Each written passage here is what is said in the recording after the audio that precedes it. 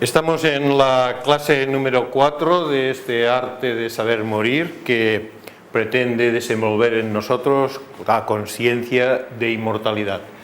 Vamos a seguir a partir de la última diapositiva que estábamos viendo en la clase anterior, que nos hablaba de la victoria sobre la muerte y que el texto dice pues lo que está escrito, que la verdadera victoria sobre la muerte consiste en el establecimiento de una continuidad de conciencia entre la vida en el plano físico y ahora también podríamos decir, y en la clase de hoy hablaremos de esto, y la vida en la existencia subjetiva interior.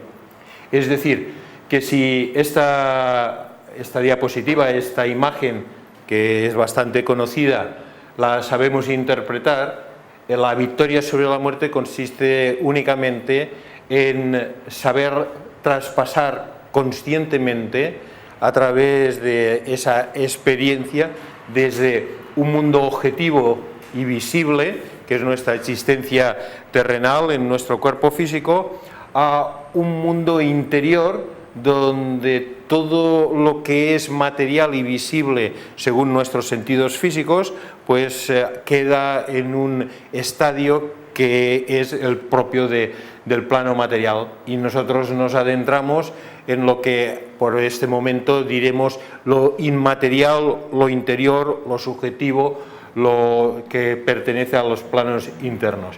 Esta continuidad de conciencia o pasar conscientemente a través de esa puerta o de esos planos es el objetivo del curso, es lo que aquí estamos llamando como victoria sobre la muerte. ¿Por qué lo estamos enfocando desde esta perspectiva? Porque lo aprenderemos en las clases. La experiencia de la muerte no se vive en una gran mayoría del género humano desde una perspectiva consciente, sino que cuando veamos las diferentes maneras que hay de vivir esa experiencia, o dicho más simplemente, las diferentes maneras en las que el ser humano muere, cómo está muriendo el ser humano, veremos que la mayoría de ellas pues se adentra en lo que también habíamos nombrado como en un sueño, entra en un sueño, no es consciente del proceso, sino que muchísimas veces se adentra en una pérdida de la consciencia y al mismo tiempo pérdida de la gran experiencia que, como decíamos en la clase anterior, es la experiencia de la muerte. Nosotros vamos a intentar perfilar esta línea de continuidad de conciencia de una manera natural, pero al mismo tiempo de una manera artística. La vamos a abordar, la vamos a saber experimentar, elaborándola, para que al llegar esa experiencia en nosotros pues tengamos no solo una manera muy diferente de vivirla, sino una manera muy aprovechable de experimentarla. También habíamos dicho en la clase anterior que esta experiencia se vive muy diferentemente según la maestría espiritual que haya obtenido un ser humano, y aquí en este texto lo vamos a leer. ¿Nos lo quieres leer, por favor? Envoltorio físico. Para el adepto que ha trascendido la noción dualista de la vida y de la muerte, la destrucción del envoltorio físico que tanto entristeza han iniciado es de poca importancia. Si nosotros contrastamos este texto con lo que generalmente siente el individuo común, veremos que hay una gran diferencia. Aquí dice, para el adepto, podemos sustituir la palabra adepto por la de maestro espiritual, una persona realizada espiritualmente, como muchos ejemplos en la historia de la humanidad hemos tenido, y la más alta pues ya lo sabemos, Buda, Cristo, etcétera. Pues si para el adepto, el cual en su desenvolvimiento de conciencia y en su alto grado de espiritualidad ha trascendido la noción dualista de la vida, el hecho de que pierda su cuerpo físico es de poca importancia. Para nosotros, como estaba diciendo, no es así. Para nosotros, entendiendo el común sentir de la gente, es una catástrofe el hecho de perder el cuerpo físico, o de que el cuerpo físico quede destrozado o quede inerte, sin movimiento, sin vida, sin pulso. Pues eso es algo catastrófico en el sentir común del individuo. Pero para los adeptos no es así. Para los maestros espirituales no es así. Si nosotros encontramos uno, podemos reconocer a un verdadero maestro espiritual, a alguien que consideramos que es un individuo que ha desenvuelto su conciencia y que expresa altos grados de espiritualidad, en la medida en la que nosotros sepamos catalogar esta palabra, ¿no? Un individuo pues que es verdadero, que ama, que a lo mejor cura o a lo mejor hace otras cosas, pero que está espiritualmente desenvuelto. Le preguntamos acerca de la experiencia de la muerte, pues veremos que todos ellos coinciden en estos puntos de vista. Y esos puntos de vista tienen una gran relevancia en su existencia, como habíamos puesto el ejemplo de Ramana Maharshi, y no les entristece el hecho de que al no iniciado entristece mucho, tanto si se trata de su cuerpo físico como del cuerpo físico de la muerte de otro ser querido. Es algo que le llena de tristeza, de pesar. Se suele vivir como una verdadera pérdida. Pues el iniciado, el adepto, el maestro, no lo vive de esta manera. Ya recomendamos que en Ramana Maharshi, pues una autoridad al respecto, y si habéis leído o buscado un poco, pues habréis visto sus opiniones al respecto.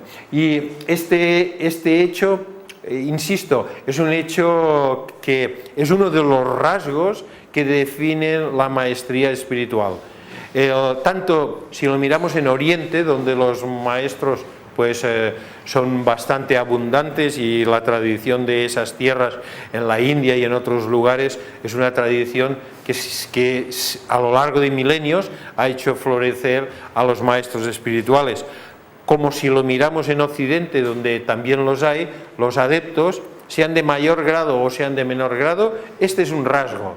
Si lo decimos de otra manera, lo enfocaremos con estas palabras: nadie puede llegar a ser un maestro espiritual o un adepto si no tiene estas características de conciencia en relación a la experiencia de la muerte. Estos rasgos que estamos estudiando. En la foto es de los años 50, es de Paul Foster Case y Ann Davis, dos adeptos de la tradición occidental que hicieron una gran labor exponiendo las enseñanzas de la Santa Cábala y del Sagrado Tarot de una manera muy hermosa, a través de varias líneas, principalmente a través de Bota. Y les gustaban mucho los perros, como se puede ver ahí. Pues ambos tenían un buen desenvolvimiento de estos aspectos que ahora están creando nuestro interés. Conceptos de la muerte. Para estos individuos espiritualmente desenvueltos, o para nosotros en la medida en la que nos desenvolvamos, el concepto de muerte es más peligroso en otro sentido, en el sentido que tenemos escrito aquí, que nos lo quieres leer, por favor. Conceptos de muerte. Para el adepto es de mayor importancia los conceptos de muerte con relación a la libertad, la libre expresión o la muerte de la verdad. Sí, desde el punto de vista de estos individuos iluminados, para ellos es más importante el hecho de que consideran como muerte o como final cuando se dan estos aspectos de la consciencia, pero no de la desaparición física de un individuo. La desaparición física de un individuo no tiene para ellos la trascendencia que tiene, por ejemplo, el impedimento de la libre expresión de los humanos, la falta de libertad, o como vemos aquí con los albigenses, la quema pues de la enseñanza, la quema de libros, etc. Todos esos aspectos los consideran desde el mismo punto de vista como nosotros estamos considerando en todavía nuestra ignorancia el concepto de la muerte. Consideran que esto son verdaderas muertes y son verdaderas pérdidas, y si cabría decir que se entristecen, que tampoco se entristecen en ese sentido, pero si cabría decirlo, se entristecen en esto más que no en el hecho de que un individuo pues fallezca. Entonces, cuando nosotros estamos planteando estos principios, nos debe llamar la atención de cómo puede ser esto, o sea, cómo es que se preocupan realmente, pues si se puede llamar así, de conceptos de muerte en relación a la libertad o a la expresión de la conciencia, y la muerte de un individuo para ellos no tiene mayor importancia. La clave del asunto está en lo que estamos estudiando, intentando desenvolver, en que ellos tienen una clara y una completa percepción de la importancia del hecho en sí, y saben que no tiene mucha importancia porque la experiencia de la muerte es solamente un cambio de conciencia, y en ella hay una continuidad de la vida, una continuidad de la conciencia. En cambio, en estos conceptos hay unas pérdidas muy grandes que connotan de una manera sensible el desarrollo de los seres humanos. Volviendo ya de una manera más precisa a la muerte, pues nosotros aprenderemos a llamarla de otra manera. La dificultad de morir reside, en parte, en la identificación del alma con el cuerpo y el rechazo del alma a elevarse hacia los reinos superiores. La muerte no es, en esencia, más que la restitución de la materia a la materia y del alma al alma. Aprenderemos a denominarla con este calificativo a la muerte. Cuando alguien fallezca, aunque lo diremos para nosotros mismos o en nuestros círculos, diremos que ha pasado por el proceso de la restitución. Y si nosotros analizamos qué es esto de restituir, y buscamos en el diccionario su significado, nos acercaremos mucho al hecho verdadero de lo que está aconteciendo cuando un ser humano muere. Y el hecho es que el ser humano devuelve lo que le ha sido prestado, lo devuelve a su legítimo dueño. Y en muchas religiones esto ya se dice: eres ceniza y vuelves a las cenizas, o tierra eres y vuelves a la tierra. Y hay en el formulismo, en el ritualismo y en el ceremonial, hay una verdad encerrada que está diciendo que la muerte, en esencia, no es más que la devolución de la materia a la materia, y de lo que no es materia. Aquí lo he escrito como alma, pero esto lo vamos a especificar muy bien, vamos a diseccionarlo muy bien dentro de unas clases para que sepamos a qué nos referimos cuando decimos alma. Pues del alma al alma y de la materia a la materia. Es el hecho, si nosotros, ¿cómo podríamos decirlo? Quizás como el mecánico o el chofer cuando devuelve el vehículo al taller, quizás en un ejemplo así. Se ha estado utilizando algo que en realidad no somos nosotros, y aquí está bajo el término de materia, y lo hemos usado con tanta eficiencia como hemos podido y durante el máximo tiempo permitido, según unas leyes que también aprenderemos, y después lo devolvemos. Como no era nuestro, no hay problema en devolverlo. Si nosotros alquilamos un coche, que seguramente habéis alquilado, cuando estáis de vacaciones, alquiláis un vehículo, cuando devolvemos el vehículo lo usamos, y cuando devolvemos el vehículo, supongo que no nos entristecemos como si fuera el final de nuestra existencia, ¿no? Porque ya tenemos asumido que nos va a ser útil, lo vamos a utilizar y después lo hemos de devolver. Este concepto de devolución, eso es lo que encierra este término de restitución, aunque es más preciso que eso. Como nos estamos adentrando, y nos vamos a ir adentrando durante los próximos 6 o 12 meses, estaremos adentrándonos, pues vamos aprendiendo nuevos conceptos. Y el fallecimiento, en un cierto nivel, nosotros, como estaba diciendo, aprenderemos a denominarlo la restitución. Tal individuo está viviendo la experiencia de la restitución, está restituyendo, está devolviendo a su legítimo dueño también podemos decir, después de un uso. Si nosotros logramos desenvolver, y ese es nuestro propósito, en una cierta medida este concepto y logramos desapegarnos de que el cuerpo físico en realidad no somos nosotros realmente y lo hemos de devolver después de un uso cuando ya ha terminado su función, nos ayudará muchísimo a poder experimentar esa continuidad de conciencia que decíamos. La primera parte del texto dice: la dificultad de morir reside en la identificación del alma con el cuerpo y en el rechazo del alma a elevarse. Bueno, el ejemplo del coche alquilado también nos viene muy bien aquí. Si nos enamoramos tanto de la conducción de este coche y luego no lo queremos devolver, pues vamos a tener problemas. Ni siquiera no, pues me lo quedo para siempre y abono lo que haya que abonar. No es así. Si uno pues quisiera un coche para siempre, se lo compra, pero no es un coche de alquiler. Coche de alquiler hay que devolverlo.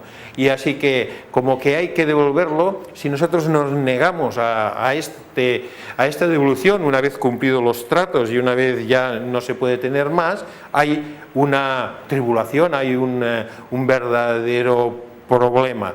Este problema es comparable al problema del individuo, como indica aquí esta imagen, que una vez ha terminado su etapa no quiere devolver su vehículo. Aquí unos les tiran hacia un lado, otros les tiran hacia otro, hay un intermediario como sacerdote, el individuo no quiere morirse, no sabe lo que le va a ocurrir, está en una verdadera situación conflictiva. Esto es lo que nosotros vamos a evitar en una manera tan eficiente como esté en nuestra mano. Vivir este tipo de experiencias que nosotros las podemos ver en aquellos que están falleciendo a nuestro alrededor o que han pasado por esta experiencia. Podemos ver eso que llaman la agonía, ¿no? El largo periodo en el cual no se termina de restituir en este concepto. Entonces, ¿qué está ocurriendo aquí? Este señor o esta señora lleva 15 días que más valdría que ya se hubiera ido. Nosotros podemos llegar a reconocer esto, ¿no? Que está en un punto tal que más valdría que ya se separara. A veces incluso el cuerpo médico nos dice: podemos mantener o podemos desconectar o podemos hacer esto. Y entonces ya hay una especie de conciencia global en la avanzadilla de la humanidad de que quizás sería mejor ya devolver el vehículo, porque el contrato ha terminado. ¿Para qué vamos a estar avanzando más la experiencia cuando la experiencia ya ha cumplido su fin? Pues este concepto y el concepto de la restitución a nosotros nos interesa mucho. Ahora, insisto, solamente vamos poniendo semillas en un amplio espectro, pero llegarán un conjunto de clases en las que únicamente estaremos hablando de la restitución y veremos todos los procesos y todos los aspectos que hemos de ir aprendiendo e ir dominando para que este proceso de devolver lo que es de uno a lo que es de uno y saber pasar hacia los otros niveles de existencia sin más problema y sin ninguna problemática en general, pues sea parte de nuestra experiencia. Si nosotros nos encontráramos en una agonía como la que representa esta imagen, y aún esta imagen no representa dolor, representa una agonía más de tipo emocional o mental, pues si nosotros nos encontráramos con un tipo de agonía así, no podríamos vivir la experiencia de la muerte como Salomón nos indica en su enseñanza o como la estamos viendo aquí. Nosotros hemos de aprender a que esto no nos ocurra, hemos de aprender a detectar la experiencia cuando venga y como venga y vivirla desde otra perspectiva en la que sin ninguna clase de lazo inapropiado nosotros podamos decir: devuelvo vehículo. No hagamos algo así que también en la comparativa sería, aunque es un poco exagerado, ¿no? Sería: devuelvo el vehículo del coche alquiler, pero las ruedas no, porque las ruedas me gustan, o el tapizado, o la radio no, que tiene muy buen sonido, entonces dirían, pero oiga, el coche se tiene que devolver entero, y no, esto sí, pero esto no. Entonces, aquí está representado esto, es de un dibujo, ¿no? Pero está representado el hecho de que tiene que irse, pero no quiere irse, algo les tira por aquí, algo les tira por allá. Nosotros lo hemos visto muchas veces esto, el individuo en sus últimos momentos, es largo el proceso, no termina muchas veces, otras veces no, otras veces vemos que hay como una especie de adormecimiento o una placidez y hay como una salida en calma. Nosotros hemos de saber de esto tanto como podamos para que una vez nos toque enfrentar esta experiencia lo hagamos de una manera superior y no como está descrito aquí. Ya dijimos también en la clase anterior que esto, independiente de cómo sea la experiencia, si es súbita, si es inesperada, si es a lo largo de un proceso pues, de enfermedad, o sea como sea, el proceso, independiente de qué tipo de proceso es, como nosotros vamos a ir aprendiendo a situarnos en un nivel interno, todo lo que ocurra alrededor dará igual. O sea, es lo mismo, no depende de esto. No. Pues, si dijéramos, bueno, es que si el proceso de la muerte va a ser mientras duermo, que un día me voy a ir a dormir y al día siguiente no despierto, como ocurre y seguro que tenemos ejemplos al respecto, entonces sí que esto me puede funcionar en mí. Pero claro, si es en una enfermedad en la que tienen que tratarme, etcétera, etcétera, entonces esto no me va a funcionar. Pues no es así. No es así porque el enfoque que nosotros estamos cultivando en estos estudios, en esta enseñanza, es un enfoque que el proceso independiente del envoltorio que lo envuelva, independiente de la causa por la que vayamos a morir. Vamos a buscar la experiencia íntima, independiente, insisto, de si es por enfermedad, si es por accidente, si es muerte súbita, si es cuando estábamos durmiendo o si es a través de un infarto, da igual, sea como sea, la experiencia será que en algún momento nuestro cuerpo se habrá destruido, habrá dejado de moverse, paulatinamente, cada vez en un mayor grado, quedará inmóvil. Y cuando haya quedado inmóvil del todo, nosotros ya nos habremos ido. Pues este es el sentido. Este hecho, la siguiente diapositiva, nos está siendo explicado como que forma parte de un proceso planificado. Hay un propósito allí. No estamos en leyes de azar, que no serían leyes, aunque el caos pues también tiene su orden y su sistema, sino que cuando la muerte es natural, ¿nos lo quieres leer? Gracias. El plan.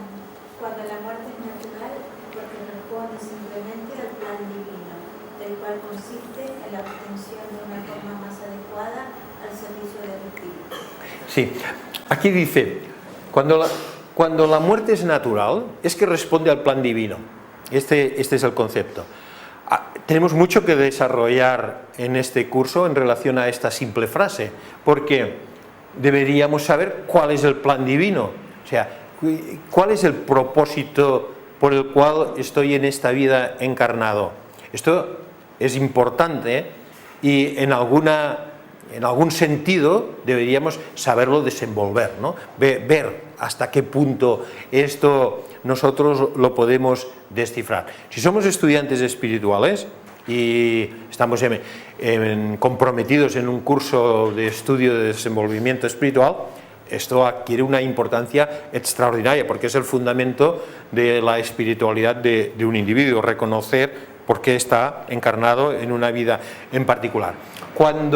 Pero aquí nos dice que si nosotros hemos cumplido la función de nuestra vida, y a lo mejor la hemos cumplido de una manera bastante inconsciente, pero la hemos cumplido, dice, la muerte es natural.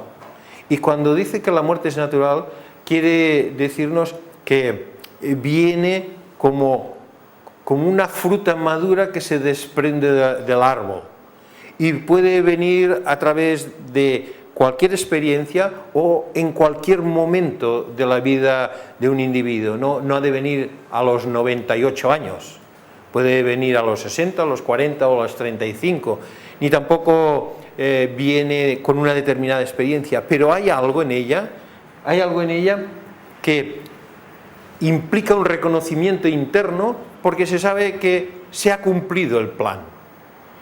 Aunque ahora no lo voy a explicar, porque lo explicaremos en unas clases especiales, cuando fallece un bebé y fallece por una causa, digamos, natural, aunque luego lo apreciaremos más esto, lo detallaremos.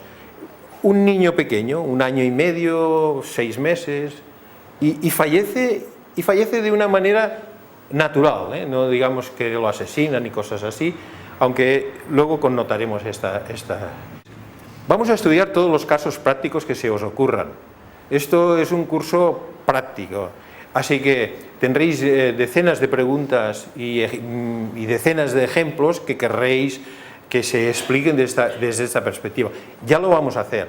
Ahora no doy entrada a preguntas porque prefiero que durante los primeros ciclos o los primeros meses, 2 o 3 meses quizás, no me refiero a 72 meses, sino 2 o 3 meses, sentemos unas bases para luego poder conversar desde estas bases. Después ya me podéis preguntar sobre todo lo que queráis, sobre y ese señor que cuando se murió y este caso y este otro, lo contestaremos todo porque no hay excepciones. Pero ahora nos basamos más en una introducción de teoría. Sin embargo, hago ahora esta excepción y diciendo que el caso de un niño pequeño que ofrece la experiencia de una muerte natural, ¿cómo puede ocurrir esto? Los padres dirán, no, Dios no existe, esto es una injusticia. Sin embargo, todo lo que está sobre la faz de la tierra y más allá está dentro de una ley muy equilibrada, una ley de causas y efectos y una ley de justicia universal. No hay aspectos injustos. Pues la clave está en que el propósito de la existencia de este, llamémoslo pequeño ser, pero nunca es un pequeño ser, pero su cuerpo físico sí, un pequeño ser, se ha cumplido. Es decir, el propósito por el que vino a encarnación se ha cumplido. Y el propósito puede ser muy variado. El propósito puede ser, pongamos un ejemplo, puede ser el despertar a los padres a una expresión de amor. Quizás los padres han vivido una vida egoísta mucho tiempo y están lo suficientemente maduros como para abrirse a un amor fraternal y universal. Y solamente es a través, y eso es en base a su ignorancia, la ignorancia de los padres, es solamente a través de una experiencia tan drástica como esta que su centro del corazón se rompe y se abre, y a partir de ese momento son otros individuos que, aunque doloridos para el resto de su existencia, se orientan en una línea de fraternidad y trabajan en, no sé, estoy improvisando, en organizaciones caritativas o fundan una fundación o una ONG o simplemente cambian el sentido de su vida en una relación de progreso. Pues este pequeño ser traía un propósito en su existencia y el propósito de su existencia, corto en el tiempo, se cumplió y desapareció en una forma natural. Dicho esto, en la diapositiva hay algo más y ese algo más está también escenificado en el simbolismo, en el cual vemos que por la parte de abajo dice en inglés la puerta de la muerte, aquí a la derecha en la columna. En la parte de abajo hay un cuerpo que ya no da para mucho más, ha terminado el propósito de su existencia. No únicamente por el hecho del cuerpo físico, sino por el hecho de la conciencia. La conciencia, lo que ha vivido en ese cuerpo físico, ya ha llegado a un término. Entonces, entra por una puerta y renace por la otra. Es decir, lo que entra por abajo caduco y se restituye a la tierra, por arriba renace en un nuevo plano, en un nuevo nivel de existencia. y alquilará, y ahora lo podemos decir así, y alquilará un nuevo vehículo. O sea, irá a buscar un nuevo coche, un último modelo. Hoy he visto en las noticias que aparece el nuevo, que es el León, ¿no? Seat León, un nuevo Seat León. Pues irá rápidamente por el nuevo modelo, porque el modelo antiguo ya estaba demasiado deteriorado. En estos años todavía iba con un coche de los años 60, por decirlo así, ¿eh? Estoy hablando metafóricamente. Pues, ¿Rápido es el proceso? ¿Cómo? ¿Tan rápido es el proceso? Esto es una muy buena pregunta, porque el proceso es muy rápido dependiendo de dónde se mire, o más alargado en el tiempo dependiendo de nuestro plano físico tridimensional en el que contamos. Entonces, lo que para nosotros puede ser un lustro, 2 lustros, 3 lustros, 4 lustros, es un instante en otro nivel. Entonces, la pregunta está muy bien, porque más adelante tenemos unas clases en las que hablaremos de esto.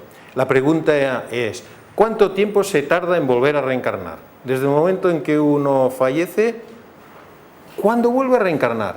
¿Eso está estudiado? Está muy estudiado. ¿Sigue unas leyes? Sigue unas leyes. ¿Cómo es? Nos interesa a todos. Bueno, esto formará parte de una clase. Así que la pregunta es muy bienvenida y os estoy fidelizando, como dicen en los mundos del marketing, supongo. Bueno, mejor. Este curso ya sabéis todo que está siendo filmado y luego lo emitimos en la red y está a disposición de todo el mundo. Pero hay una cosa que debéis saber y que espero que os ponga contentos, y es el hecho de que el curso puede ser filmado, colgado en la red y puede ser visto por una persona en Argentina o en Canadá, porque estáis vosotros aquí ahora. O sea, sois vosotros una parte muy importante que promueve, crea el curso. Si vosotros no estuvierais, el que habla no estaría aquí hablando solo para la cámara. Eso no funciona, se detendría, el curso se detendría. Vosotros, los alumnos presenciales, sois los que creáis la condición, porque hay que crear una condición. Sois los que creáis la condición que hace que la clase sea interesante. La condición que ahora tenemos es una condición todavía muy, diríamos, muy sencillita. Nos falta rodaje. Dentro de unas semanas o quizás un par de meses, si seguimos el 60-70% de los que estáis aquí, seguimos juntos, se habrá hecho una condición dinámica muy interesante. Entonces, las clases os entusiasmarán muchísimo porque se crearán la satisfacción de vuestras propias necesidades en un grado muy preciso, pero se necesita esta dinámica. Esto es una escuela de Cábala. Nosotros trabajamos con los principios de la Cábala y todo lo que hacemos no es de rasgos universitarios o académicos, sino que es de rasgos espirituales y de conciencia. Así que la clase se está haciendo gracias a que estáis vosotros aquí. Por eso mi interés en fidelizaros, que decía antes, sí, claro, es un interés general en beneficio de todos para que el curso pueda continuar. Pero también hay una cosita que quiero añadir.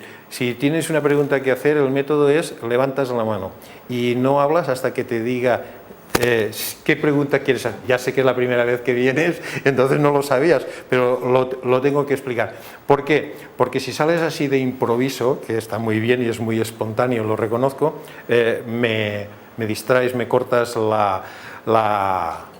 el speech, el discurso. Así que tú levantas la mano y esperas, igual pasa toda la clase y no te doy la palabra, que suele ocurrir, pero al menos lo has hecho siguiendo el método. El hecho, resumen de aquí, es que una forma, un cuerpo caduco, es renovado por uno que es capaz de cumplir nuestro plan, nuestro siguiente nivel del plan, nuestra siguiente fase, de una manera mucho más extraordinaria. Nosotros tenemos una continuidad de conciencia a lo largo de los siglos. Esa continuidad de conciencia es muy bella, es muy hermosa, va en un progreso, solamente que hasta ahora seguramente no la hemos sabido detectar, pero en la medida en la que la vayamos detectando nos sentiremos muy estimulados con esta continuidad de conciencia. Y llegado a un punto, nuestro vehículo debe ser renovado. Tiene que ser renovado para poder seguir en un camino de progreso que nos lleve hasta las alturas que nos han marcado los grandes individuos de la humanidad. Ahora, vamos a ver lo siguiente. En la clase anterior y también en esta hemos hablado de los adeptos. Los adeptos nos enseñan todos estos procesos porque ellos tienen maestría sobre ellos. Y hay una experiencia que muchos maestros nos la han dejado descrita y escrita, que es la experiencia que nosotros buscamos en un grado no tan alto, porque entonces seríamos maestros, pero sí en un grado muy práctico para el final de nuestra vida. Y esta experiencia ahora la vamos a aprender de uno de los grandes, muy próximo, falleció en el año 52, así que esto nada, está aquí a la vuelta de la esquina. Cuando hablamos de Moisés, imaginaros, entonces ya está mucho más lejos, pero uno del año 52 está prácticamente en los tiempos de nuestros padres o en mis tiempos, por ejemplo, etcétera. Entonces, ese individuo vivió la experiencia de la muerte y la dejó descrita como un ejemplo de por dónde deberíamos ir. Y vamos a verlo y os voy a recomendar, si no lo conocéis, pues mucho al respecto. ¿Quién es? Y digo quién es, no quién era. ¿Quién es? Paramahansa Yogananda. Si no habíais oído hablar de él, pues tenéis que oír hablar de él. O sea, si hasta ahora no sabíais de él, pues a partir de ahora tenéis que saber de él. Y tenéis que aprender su nombre, pero no por memorización, sino porque tantas veces que leáis sobre él se os va a quedar y vais a disfrutar diciendo Paramahansa Yogananda. ¿Quién era Paramahansa Yogananda? Un yogi que vino a Occidente a transmitir las enseñanzas espirituales. Os recomiendo su obra Autobiografía de un yogi, de Paramahansa Yogananda. Es una joya. Allí describe toda su vida. Pero en lo que nos concierne a nosotros, aunque en esa obra habla mucho de la muerte, en lo que nos concierne a nosotros es en su experiencia de Mahasamadhi. Samadhi significa iluminación, significa mente suspendida en término exacto, pero significa la experiencia de la iluminación. Y Maha, pues es el término que significa gran Samadhi, gran iluminación. Este término de gran iluminación es el término que se utiliza para describir la muerte consciente de algunos grandes adeptos que la escenifican así.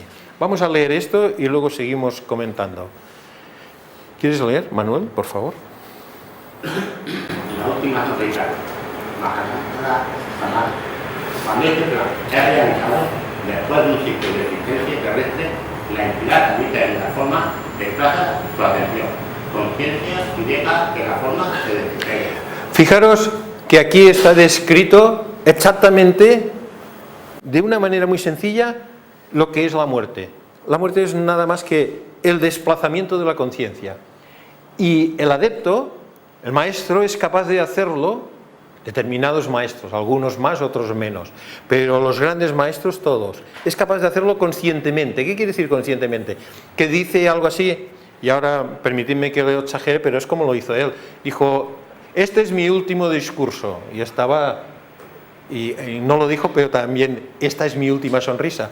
Esta foto fue hecha unas horas antes de esta experiencia. Dijo, este es mi último discurso porque ya he terminado mi ciclo, el propósito de mi existencia, y aquí os dejo, aquí sus quedáis, como decimos nosotros a veces, aquí sus quedáis con todas vuestras cosas.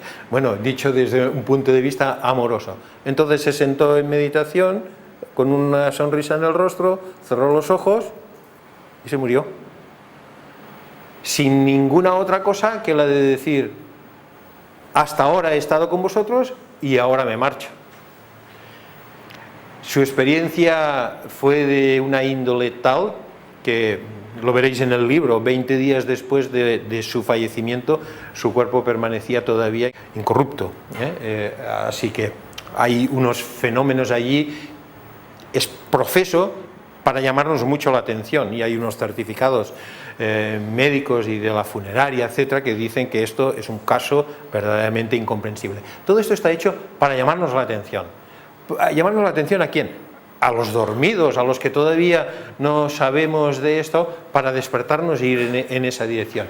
¿Y cuál es la dirección? La dirección es que el proceso de la muerte hay que enfocarlo de una manera completamente distinta como la hemos enfocado hasta ahora. Hay que vivirlo de una manera completamente distinta como la hemos vivido, la muerte, hasta ahora. Y los grandes maestros nos enseñan que esto puede ser hecho de una manera tan opuesta a como se está viviendo y tan accesible que nos podemos esforzar para lograr cuanto más podamos en esta dirección y experimentarlo a nuestra entera satisfacción en la medida en la que nuestra atención, nuestro interés y nuestro entrenamiento lo permita. Bueno, este era el hecho de un ejemplo de un adepto que anuncié en la última clase. Ahora, dicho esto, vayamos a hablar un poco de lo siguiente. Entender la vida. Fijaros cómo os mira, os está mirando a vosotros. ¿Por qué? Porque nosotros podemos hacernos esta pregunta, la pregunta de entender la vida. Seguramente no tiene la capacidad de hacerlo, pero es un ser vivo. Y es un ser vivo, tiene conciencia y tiene un cuerpo físico de expresión. Tiene muchas por cierto, se llama Tom, por si queréis, y es uno de mis perros. Entonces, entre el mundo animal y el mundo humano hay muchas similitudes y muchas correspondencias. La similitud que nos interesa en este instante es que ese es un mundo vivo. Ya dijimos en clases anteriores que también es un mundo vivo el mundo de las plantas y también el mundo de la piedra, pero nos vamos a concentrar más en el animal y en el humano porque nos es de más fácil entendimiento. Si nosotros queremos entender la muerte y queremos saber exactamente qué es la muerte, tenemos que entender la vida. Dice, para entender perfectamente qué es la muerte, debemos establecer lo más claramente posible qué es la vida. Es decir, que el propósito de nuestro estudio en un curso sobre el arte de saber morir, en realidad, ese propósito es desarrollar el arte de saber vivir. Cuando nosotros venimos aquí y quizás, ¿a dónde vas? Y decís, voy a unas clases sobre saber morir. Pues miren, quizás así, ostras tú, saber morir. ¿Por qué? ¿Y por qué vas a saber morir? En realidad podéis decirlo de otra manera, porque es que es puro y cierto. ¿Y a dónde vais? Voy a unas clases sobre el arte de saber vivir, porque lo que estamos haciendo es intentando aprender qué es la vida. ¿Qué es la vida? ¿Qué es lo que estoy expresando como vida? Y en la medida en la que nosotros vayamos viendo lo que es la vida, entenderemos el proceso de la muerte. Hace un momento, cuando hemos dicho y hemos hablado de esa continuidad de conciencia entre dos planos, estamos hablando de la continuidad de la vida, porque la vida es intocable. El hecho de que nosotros estemos vivos es algo que nadie nos lo puede quitar. O sea, la vida no se puede quitar. Se puede destruir un cuerpo de expresión de la vida. A este animal le podemos destruir el cuerpo. Pero la esencia de este animal, y mucho más nuestra esencia como ser humano individualizado, que se expresa vivo, es intocable. Nosotros tenemos el simbolismo de la menorá, que es la vela esta que encendemos cuando abrimos la clase. Hay una correspondencia entre las velas y el simbolismo de la vida. Hay una correspondencia simbólica. Cuando se enciende una vela es como una vida que se está expresando en el plano físico. Luego se acaba el propósito de esa existencia y la vela se apaga. Pero esas velas, nosotros nunca decimos que las apagamos o que las extinguimos, sino que lo que decimos es que simplemente impedimos su expresión en un plano.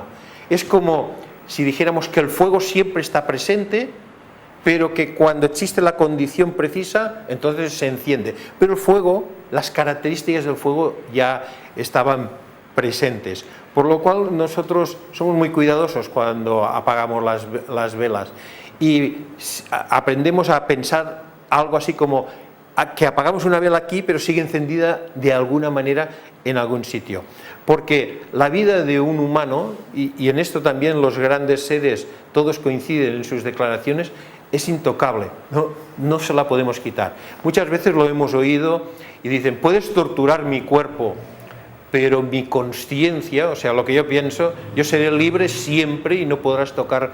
Eso lo dicen grandes hombres, incluso han sido fusilados o han sido torturados y martirizados, pero ellos se han sentido libres hasta el último momento, porque su conciencia, su manera de pensar o sus ideales son intocables en base a lo que ellos deciden que sea, aunque el cuerpo físico se destruya.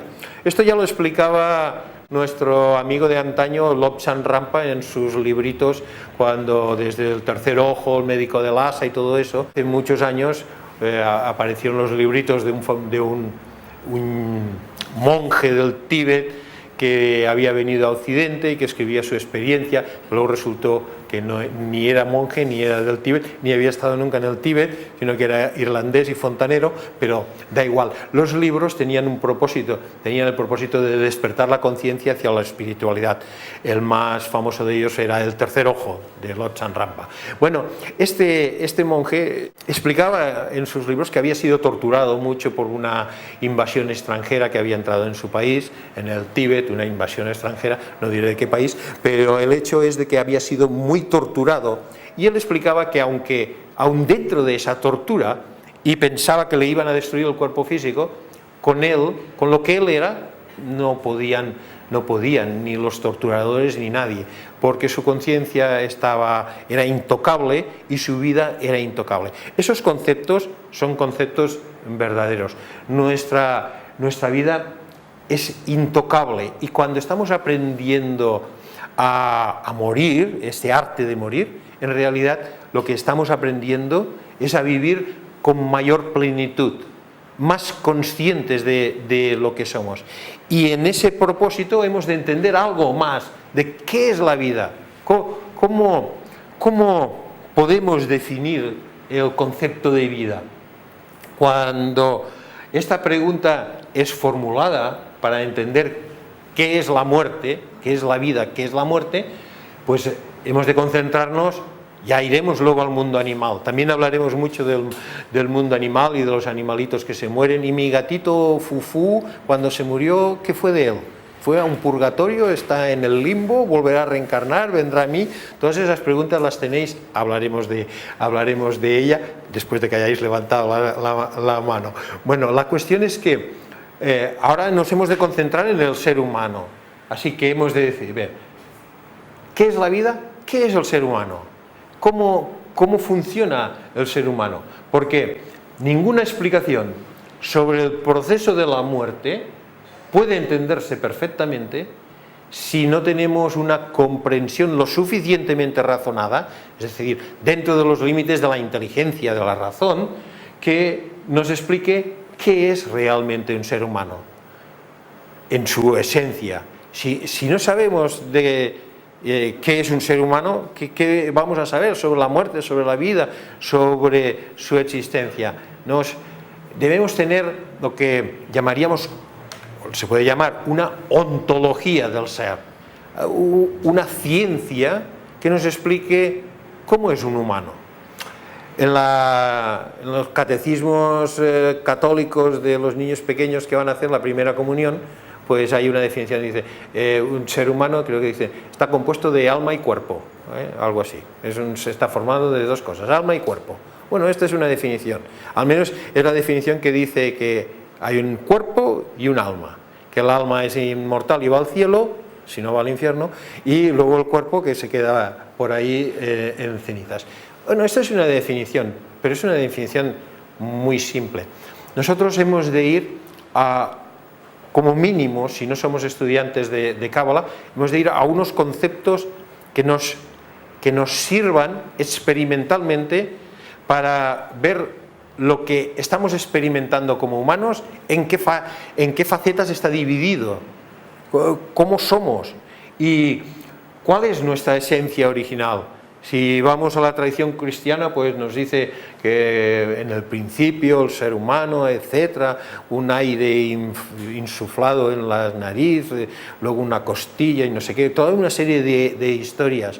Estas historias literales tienen una profunda esencia que habla de la realidad del humano. Pues nos hemos de adentrar un poco, al menos un poco, que sea el motivo de nuestras próximas clases, un poco de descripción del ser humano en relación al proceso de la muerte. No únicamente de una manera ontológica, de decir como si fuera el estudio pues, de la anatomía y fisiología del cuerpo físico, sino de todo el ser. Nos hemos de adentrar un poco para luego ver el proceso de la muerte, cómo este ser humano lo experimenta y lo vive. Dice, esto nos obliga a remontarnos en el tiempo para aprender el misterio de nuestro origen.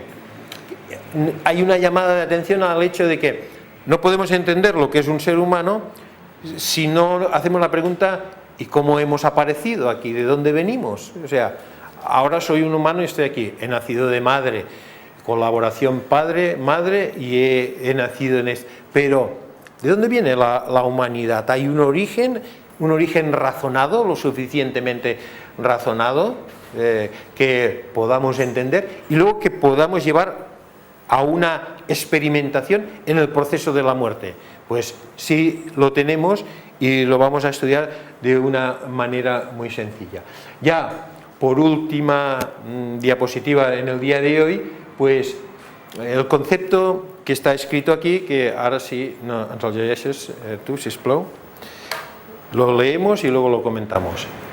La vida, desde una perspectiva que va más allá de nuestros conceptos personales, la vida es para el individuo el testimonio de la existencia de una cierta actividad en el seno de la célula. O sea, nuestro primer acercamiento es, existe una forma, sea la forma de un cuerpo humano, o sea la forma de un animal, o sea la forma de un vegetal. Forma que tocamos, detectamos, pesamos, medimos.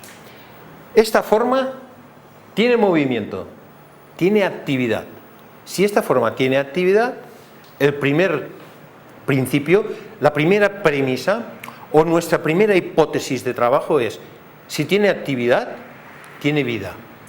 Identificamos, esto es una hipótesis de trabajo, de algún punto hemos de partir y partimos de una observación experimental y deducimos unos principios. Es, para nosotros, para individuos, desde nuestra perspectiva, dejando ya conceptos personales que podamos tener de religiones de aquí o de allá, vamos a una observación sencilla y simple y decimos, un individuo tiene forma, hay una forma física, el cuerpo físico, y esta forma tiene actividad. Si tiene actividad, hay vida. Identificamos vida con actividad. Luego diremos actividad en movimiento, y esto nos servirá mucho, lo enlazaremos con una diapositiva que estudiamos acerca de que el movimiento es una ley de cambio y de constante transformación. Pero también lo enlazaremos hacia las corrientes científicas que nos dirán energía, y la energía se expresa como movimiento, como actividad. Todo esto nos servirá, pero nos quedaremos en conceptos muy simples como el de que hay actividad, hay vida. No hay actividad, hay menos expresión de la vida. Ya dijimos también que todo está vivo, porque todo tiene actividad. Nosotros pensamos que aquí dentro no hay actividad, es que no lo hemos observado con suficiente detenimiento. Incluso cualquier piedra, cogemos un metal y decimos, esto está quieto, es que no lo hemos observado suficiente tiempo. Si lo observamos 3 trillones de años, veréis cómo se transforma. Veréis cómo transmuta, cómo pasa. Sobre todo si es un metal de los radioactivos, etcétera, veréis cómo cambia con mayor rapidez. Pero todo está transformándose, todo es expresión de actividad. Si tiene actividad, tiene vida. Entonces todo está vivo. Y un ser humano es muy activo. Ya sé que ahora, si sigo hablando mucho rato, iréis mermando vuestra actividad. Así que lo voy a dejar ya. Pero un ser humano es muy activo. Si es muy activo, es que está muy vivo. Y vamos a seguir estudiando esta vida el próximo día. Gracias por vuestra existencia y asistencia. Vamos a cerrar, por favor.